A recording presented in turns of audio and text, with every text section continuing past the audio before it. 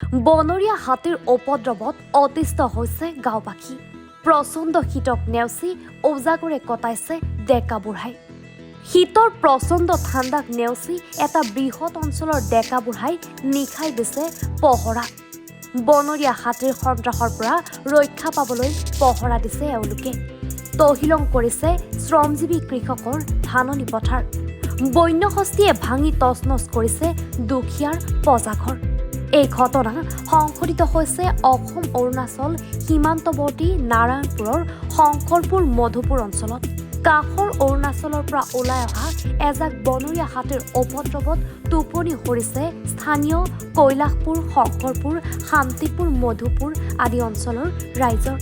শংকৰপুৰ গাঁৱৰ সনাতন ফুকন নামৰ লোকজনৰ ঘৰ দুৱাৰ ভাঙি বন্যহস্তীয়ে তহিলং কৰে। কথমপি প্ৰাণ ৰক্ষা পৰে সনাতন ফুকন আৰু তেওঁৰ পত্নীৰ। খুৰে এনেকে আছে, খুৰে এনেকে আছে। মোবাইলটো আনিবলৈ বিচাৰিছিলোঁ। খুৰে এনেকৈ থকা দেখি বুঢ়াটোক টানি নি পেলাই মুখত সোপা দি বিচনাখনত বহুৱাই থৈছোঁ। বুঢ়া কলা নুশুনে, মইহে চব চাব লাগে। যেনে তেনে প্ৰাণটো ৰক্ষা হৈছে। মই আহি পালোহি বেৰখন হেৰি কৰোঁতে বুঢ়াটো জোহালগুৰিত বহি আছিলে। তাৰপৰা জোহালগুৰিত বহি থাকোঁতে বুঢ়াই ক'বই নোৱাৰে, মোৰ মুখত সোপা দি আনি বাহিৰত পোৱালোহি। বাহিৰত পোৱাই যেন তেনে বুঢ়াটো বহুৱাই থৈছোঁ। বুঢ়াটো কপনি কোবত তত নাই। এতিয়া বেৰ বিচনা দুখন ভাগিল, বাকচ এটা ভাগিল, চকী ভাগিল, এইবোৰ আলনা ভাগিল।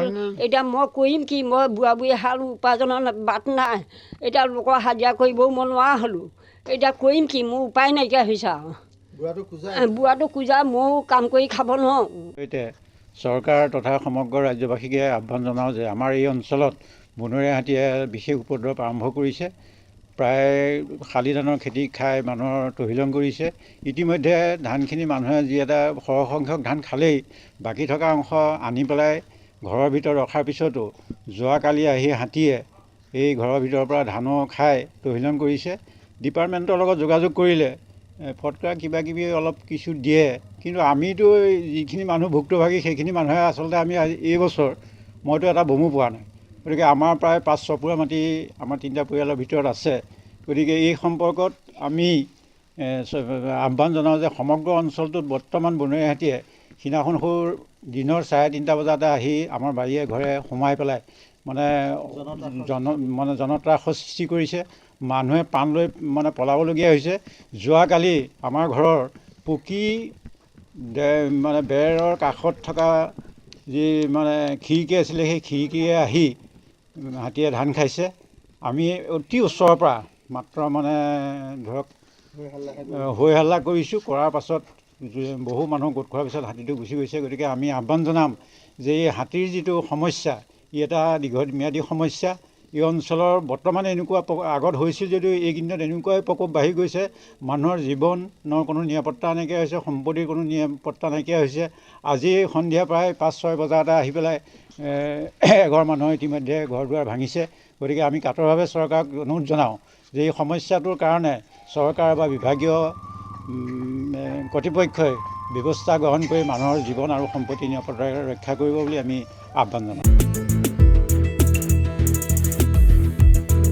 নাৰায়ণপুৰৰ পৰা জয়ন্ত কুমাৰ হাজৰিকাৰ ৰিপৰ্ট, এনি ভাৰত 24।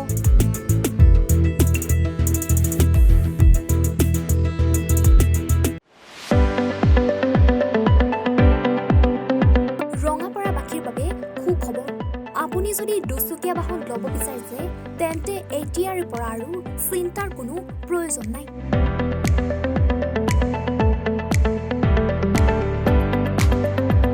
আপুনিও আহিব পাৰে DBP এছ'চিয়েটলৈ, বাজাজ টু হুইলাৰ ডিলাৰ।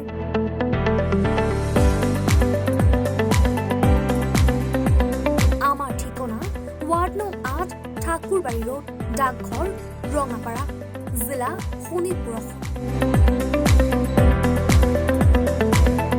আমাৰ যোগাযোগৰ নম্বৰ 9435707133 9707967285285।